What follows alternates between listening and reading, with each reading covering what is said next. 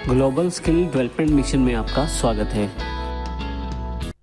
Hello friends, triple C की series में आपका स्वागत है और मेरा नाम है वरिंदर सिंह। पिछले सेशन में हमने आउटपुट डिवाइसेस की जानकारी ली थी, जिसमें हमने आउटपुट सेगमेंट को पढ़ा, कंप्यूटर के प्रिंटर, मॉनिटर, एलसीडीज इत्यादि के बारे में। इस सेशन में हम कंप्यूटर की मेमोरी और स्टोरेज की जानकारी लेने वाले हैं। जब भी आप किसी निर्देश को देते हैं, सूचना स्टोर करते हैं या आप रिजल्ट्स को स्टोर करना कहीं रखना चाहते हैं कंप्यूटर में, तो उसके लिए कुछ स्पेस चाहिए होता है। उस स्पेस को हम कंप्यूटर की मेमोरी कहते हैं। कंप्यूटर की मेमोरी में जो डेटा स्टोर किया जाता है वो बाइनरी डिजिट्स यानी कि 0 और 1 के रूप में स्टोर किया जाता है। पूरी की पूरी कंप्यूटर की जो मेमोरी सेगमेंट है वो दो पार्ट्स में बटा हुआ है। प्राइमरी मेमोरी, जिसको इंटरनल मेमोरी भी कहा जाता है, और सेकेंडरी मेमोरी, जिसको एक्सटर्नल मेमोरी भी कहा जाता है। अगर मैं प्राइमरी मेमोरी की बात करूं तो रैम और रोम जो है वो प्राइमरी मेमोरी के पार्ट हैं, और अगर मैं सेकेंडरी मेमोरी की बात करूं तो floppy disk, hard disk, CD, DVD, pen drive, ये सब जो हैं ये सेकेंडरी मेमोरी के पार्ट हैं। कंप्यूटर की मेमोरी से जुड़े हुए सभी सेगमेंट, चाहे वो प्राइमरी मेमोरी रैम रोम की बात करें या सेकेंडरी मेमोरी जैसे floppy disk, hard disk, CD, DVD या पेन ड्राइव या कार्ड रीडर, इन सब की बात हम इस पूरे सेशन में करने वाले हैं।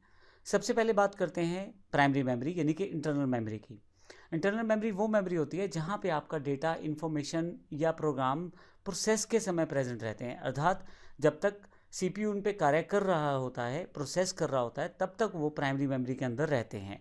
इसे इसीलिए टेम्परेरी मेमोरी भी कहा जाता है, क्योंकि जैसे ही आपका जो आउटपुट फाइनलाइज हो जाएगा तो उसको कहीं और स्टोर कर दिया जाता है।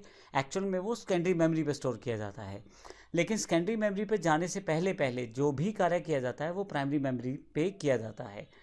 इसमें आप डेटा को परमानेंटली स्टोर नहीं कर पाते, क्योंकि प्राइमरी मेमोरी जो रहती है वो एक तरह से टेम्परेरी मेमोरी ही होती है। इसे मेन मेमोरी भी कहा जाता है।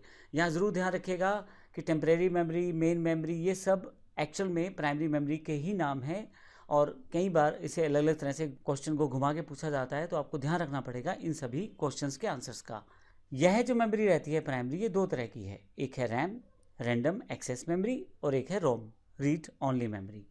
अगर मैं कंप्यूटर मेमोरी में सबसे पहले अगर रैम की बात करूं तो इसका मुख्य काम जो है टेम्परेरी प्रोसेस के लिए जगह देना है कंप्यूटर को। कंप्यूटर को जब भी कोई कार्य करना है तो उसको उन कैलकुलेशंस करने के लिए या उस डेटा को स्टोर करने के लिए एक जगह चाहिए। जब तक वह कार्य समाप्त नहीं होता वो सारा कार्य उस पर्टिकुलर जगह पे चलता रहता है। वह जगह असल में टेम्परेरी मेमोरी होती है, जिसको हम रैम कहते हैं। कंप्यूटर को कहीं से डेटा प्राप्त करना है, कहीं पे डेटा देना है, कुछ कैलकुलेशंस करनी है, वो सारी की सारी उस वक्त इसी रैम में हो रही होती हैं। मान लीजिए आपने ड्राइंग करना शुरू किया, तो जब तक आप ड्रॉ कर रहे हैं, चीज़ें फाइनलाइज कर रहे हैं, रंग भर रहे हैं, वो सारा का सारा कार्य रैम में हो रहा है। जब तक आप फाइल सेव नहीं करते, फाइल सेव करने से पहले पहले सारा कार्य जो रैम में हो रहा है। लेकिन जैसे ही आप फाइल सेव कर देंगे, उस फाइल की एक कॉपी जो है या उस फाइल को एग्जिस्ट कर दिया जाएगा सेकेंडरी मेमोरी में। तो सेव करने से पहले जो कार्य हो रहा था वो रैम में रहता है। आपको ये भी ध्यान हो कि किसी कारण से लैपटॉप या डेस्कटॉप बंद हो जाए, अगर आपने फाइल सेव नहीं किया तो वो फाइल आपको दोबारा नहीं मिल पाता। इसका कारण ही यही है क्योंकि वह एक टेम्परेरी मेमोरी में होता है और आपने सेव नहीं किया, इस कारण से वो ख़त्म हो जाता है या उड़ जाता है। रैम को इसीलिए वॉलेटाइल मेमोरी भी कहते हैं। रैम दो प्रकार की होती है, डी रैम यानी कि डायनेमिक रैम और एस रैम यानी कि static RAM. S D RAM जो आपकी सिंक्रोनाइज डायनेमिक रैम रहती है, R D RAM Rambus dynamic RAM, और D D RAM double data dynamic RAM. इस तरह से स्टैटिक रैम जो है उसमें नॉन वॉलेटाइल एस रैम रहती है, स्पेशल एस रैम रहती है, असिंक्रोनाइज एस रैम रहती है और सिंक्रोनाइज एस रैम रहती है। तो ये हमारे पास रैम के प्रकार हैं। लेकिन अगर हम बात करें रोम की, तो रोम क्या है? एक्चुअली रोम पहले से प्री बिल्ट चिप है जो कंप्यूटर के अंदर पहले से जुड़े हुए हैं, जिसमें कुछ खास इंस्ट्रक्शंस कंप्यूटर को स्टार्ट करने के लिए पहले से ही दे दी गई हैं। इसमें अलग से कोई मेमोरी अवेलेबल नहीं होती है, अलग से कोई कार्य नहीं होता। इसमें जो पहले से फीड कर दिया जाता है उसी इंस्ट्रक्शंस को कंप्यूटर फॉलो करता है। जब आपका कंप्यूटर स्टार्ट हो रहा होता है तो वह काफ़ी सारे रिसोर्सेज चेक करता है, क्या कीबोर्ड कनेक्टेड है, क्या माउस कनेक्टेड है। इन सब चीज़ों के लिए वो रोम की मेमोरी का इस्तेमाल करता है, वहाँ पे दी गई इंस्ट्रक्शंस को इस्तेमाल करता है।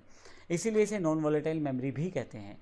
ये जो रोम के अंदर इंस्ट्रक्शन सेव रहती हैं ये परमानेंट स्टोर रहती हैं, इसको आप ना हटा पाते हैं ना चेंज कर पाते हैं, और केवल कंप्यूटर वहाँ से रीड कर सकता है, वहाँ राइट नहीं कर सकता। तो जो इंस्ट्रक्शंस हैं उनको सिर्फ कंप्यूटर फॉलो करता है जो रोम में पड़ी रहती हैं।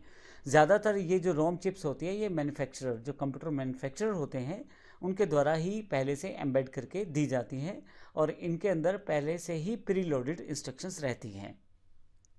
यहाँ पे अगर मैं रोम के प्रकार की बात करूँ तो programmable read only memory, erasable programmable read only memory और electronically erasable programmable read only memory, P ROM, EPROM और ई एप्रोम, ये प्रकार हैं जो हमारे पास रोम के अवेलेबल हैं।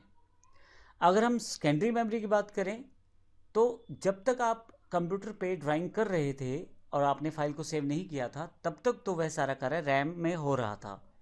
फाइनली आपकी ड्राइंग कंप्लीट हो चुकी है, आपका सारा प्रोसेस तैयार हो चुका है, अब आप फाइल को सेव करना चाहते हैं तो अब उसको एक जगह चाहिए जहाँ पे उस फाइल को परमानेंट स्टोर किया जा सके, ताकि किसी कारण से कंप्यूटर बंद हो जाए, लाइट चली जाए तो आपको फाइल दोबारा मिल जाए। यह बिल्कुल ऐसा हुआ कि आपने एक रफ कॉपी लगा रखी है जहाँ पे आप अपना कार्य करते हैं, वो रैम कहलाती है, और जब फाइनली आप उस पूरे काम को सेव करके अपनी फेयर कॉपी में रख देते हैं तो वह हार्ड डिस्क कहलाती है।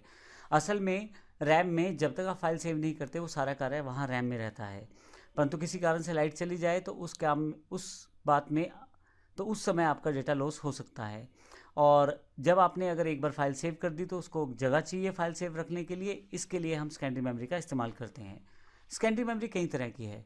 फ्लॉपी डिस्क अब बंद हो गए हैं, प्लास्टिक की एक छोटी सी डिस्क होती थी जिसमें मैग्नेटिक मटेरियल की एक लेयर चढ़ी होती थी और ये अलग अलग साइज़ की होती थी और इसको प्रयोग किया जाता था बहुत पहले।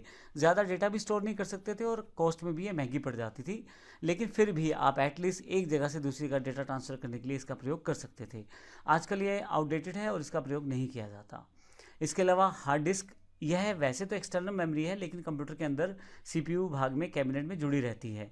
इसमें ही मुख्यतः सारा डेटा स्टोर करके रखा जाता है। हार्ड डिस्क मैग्नेटिक डिस्क से मिलकर बनी होती है और डिस्क के अंदर प्लेटर होता है, उसी प्लेटर में ट्रैक और सेक्टर्स होते हैं। एक सेक्टर में 512 बाइट का डेटा स्टोर होता है। तो एक तरह से ये सभी सेक्टर्स, ट्रैक, प्लेटर्स सब मिलकर एक हार्ड डिस्क फॉर्म करते हैं जिसमें आप अपनी फाइल को सेव करके रख सकते हैं। परंतु किसी कारण से आपको फाइल किसी दूसरे व्यक्ति को देनी है तो बजाय हार्ड डिस्क देने के आप उसको CD या DVD में ट्रांसफ़र कर दें। तो CD की जो कैपेसिटी रहती है वो 700 MB, फिर से यह है एक तरह से सेकेंडरी स्टोरेज है, इसमें आप अपनी फाइल राइट कर सकते हैं और CD को किसी को दे सकते हैं। तो असल में आपने किया ये है कि जो आपके पास हार्ड डिस्क में आपकी फ़ाइल सेव थी उसको उठा के आपने CD में कॉपी पेस्ट किया और वो CD किसी व्यक्ति को दे दी। तो इस तरह से आप उस फाइल को उसे दे सकते हैं। ज़्यादातर CDs में आप जब एक बार CD राइट कर लेते हैं तो दोबारा उसको री राइट नहीं कर सकते। कुछ स्पेसिफिक CDs आती हैं री राइटेबल CDs, लेकिन अब आजकल क्योंकि पेन ड्राइव का दौर है, मेमोरी कार्ड का दौर है, तो इसका प्रयोग बहुत कम हो चुका है। CD के अंदर यानी कि कॉम्पैक्ट डिस्क के अंदर 700 MB का डेटा स्टोर किया जाता है। CD का एक सुधरा हुआ रूप या एक बेहतर रूप है DVD। इसमें डेटा बहुत ज़्यादा जाता है, 4.7 GB से लेकर 17 GB तक डेटा स्टोर कर सकते हैं और इसमें अलग अलग साइज़ की DVDs अवेलेबल रहती हैं। इसमें CD और DVD दोनों में एक कॉमन इशू रहता है स्क्रैच का। अगर आपकी CD DVD पे स्क्रैच आ गया तो फिर वहाँ से डेटा को रीड करना या राइट करना बड़ा टिपिकल है। दूसरा प्रॉब्लम ये रहता है, अगर आपने DVD या CD को एक बार राइट कर दिया है तो आप दोबारा उस पर डेटा नहीं डाल सकते। वो CD DVD वंस राइट वाला फंक्शन रहता है, एक बार आपने राइट कर दिया तो बस उतना ही डेटा उसमें रहेगा। लेकिन आज की जो रिक्वायरमेंट है उसके अकॉर्डिंग चीज़ें बदल चुकी हैं। ना अब इस वक्त CD का ज़्यादा प्रयोग होता है ना DVD का। इस समय पेन ड्राइव और मेमोरी कार्ड का युग है तो इनको यूज़ किया जाता है। पेन ड्राइव और मेमोरी कार्ड आपको पता होगा क्योंकि पेन ड्राइव जो है हम कंप्यूटर की डिवाइस के साथ लगाते हैं और मेमोरी कार्ड मुख्यतः मोबाइल्स के साथ प्रयोग किए जाते हैं। हालांकि वो कार्ड रीडर के साथ आप उनको कंप्यूटर के साथ भी एज अ पेन ड्राइव भी यूज़ कर सकते हैं। पेन ड्राइव एक पोर्टेबल डिवाइस है। इसको हम USB डिवाइस या ड्राइव के नाम से भी जानते हैं। प्लग एंड प्ले डिवाइस है, इसमें आपको केवल कंप्यूटर के साथ लगाना है और आपका डेटा आपके पास दिखाई देना शुरू हो जाएगा। और इसकी सबसे अच्छी बात है आप जितनी बार चाहें डेटा रीड करें, जितनी बार चाहें डेटा राइट करें। पुराने डेटा को उठा के आप नया डाल दें, जितना कैपेसिटी खाली है उतना डेटा आप उसमें डाल सकते हैं। पेन ड्राइव अलग अलग साइजेज में अवेलेबल होती है, जैसे 2 GB, 4 GB, 8 GB, 16 GB, 2 की मल्टीपल पावर में बढ़ती जाती है, 32 GB, 64 GB और 128 GB। अभी तक हमारे पास ये 128 GB तक की पेन ड्राइव्स अवेलेबल हो चुकी हैं। इसके अलावा 256 और 512 इसकी बहुत जल्दी ही आपके पास पेन ड्राइव्स अवेलेबल हो जाएंगी मार्केट में। तो इसकी कैपेसिटी बहुत ज़्यादा बढ़ती जा रही है पेन ड्राइव्स की। इसके अलावा हमारे पास मेमोरी कार्ड है। मेमोरी कार्ड एक प्रकार का स्टोरेज मीडिया है। असल में ये छोटा सा कार्ड रहता है बिल्कुल पेन ड्राइव की तरह, जिसमें आप वो सारे कार्य कर सकते हैं जो पेन ड्राइव में कर सकते हैं। लेकिन मुख्यतः इसका जो प्रयोग किया जाता है वो digital cameras, digital cam recorders, mobiles, MP3 players इत्यादि में डेटा रखने के लिए किया जाता है। आप मुख्यतः करते क्या है, मेमोरी कार्ड में अपने टॉपिक्स, वीडियोस, ऑडियोज़ को भर लेंगे और आप अपने मोबाइल में उसे देख सकते हैं। ये मुख्य कार्य रहता है मेमोरी कार्ड का। लेकिन मेमोरी कार्ड को कार्ड रीडर के साथ इस्तेमाल किया जाए तो पेन ड्राइव की तरह भी इस्तेमाल किया जा सकता है। तो इस पूरे सेक्शन में हमने देखा कि हमारे पास मेमोरीज कितने प्रकार की हैं, किस किस तरह से हम उसे प्रयोग कर सकते हैं। मुख्यतः हमने देखा कि प्राइमरी मेमोरी है जिसमें रैम रोम शामिल है, और सेकेंडरी मेमोरी जिसमें floppy disk, hard disk, CD, DVD, pen drive और कार्ड रीडर्स शामिल हैं। अगले सेक्शन में हम बात करने वाले हैं दो इंपॉर्टेंट कॉन्सेप्ट, वर्चुअल मेमोरी और कैश मेमोरी की। धन्यवाद।